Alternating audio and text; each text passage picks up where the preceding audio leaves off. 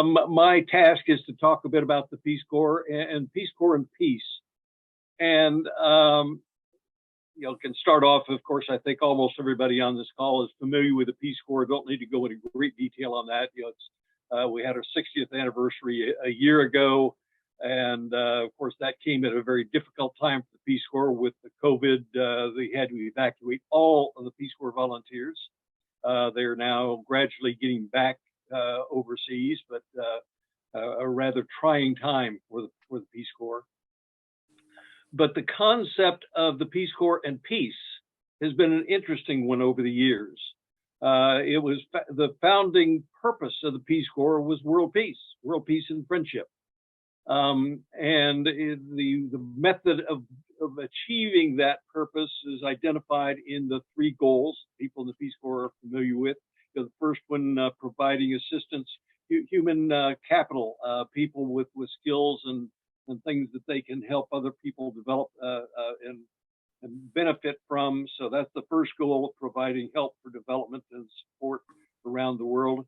Second goal is providing a positive image of Americans around the world. But the third goal is to help Americans better understand people around the world, which is probably the greatest challenge of all of them. We refer to it as the third goal, and it is what returned Peace Corps volunteers do.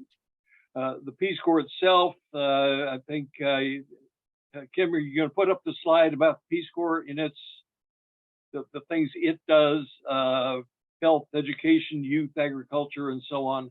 Those are the kinds of projects that the Peace Corps does around where the Peace Corps volunteers do around the world. But the thing I like to focus on is the third goal. As far as I'm concerned, there's the slide with the areas of focus for Peace Corps volunteers working overseas: education, health, agriculture, environment, and so on. But as far as I'm concerned, the greatest value of the Peace Corps is not what we're able to do during those 2 years of service overseas, as good and valuable as that is. We do some awfully good stuff. We mess up a lot too, but we do some awfully good stuff. But we come back, most of us come back in our 20s, early 30s. We have a whole life and a whole career ahead of us that is shaped, and the values are shaped and skills are shaped so much by that Peace Corps experience. And so the ability of returned Peace Corps volunteers to continue to have a positive impact on humanity, and particularly on peace, I think is the greatest value that the Peace Corps has. So I have been preaching this. I became president of the National Peace Corps Association 30 years ago, and have been preaching this gospel ever since. And I think with some success, I would like to think.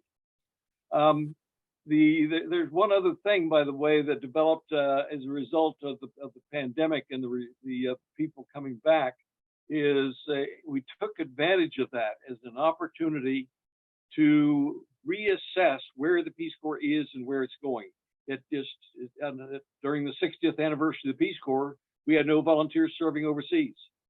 So we went through a process of holding town halls and a large symposium to say, okay, what have we done and where do we need to go now in the future for the Peace Corps?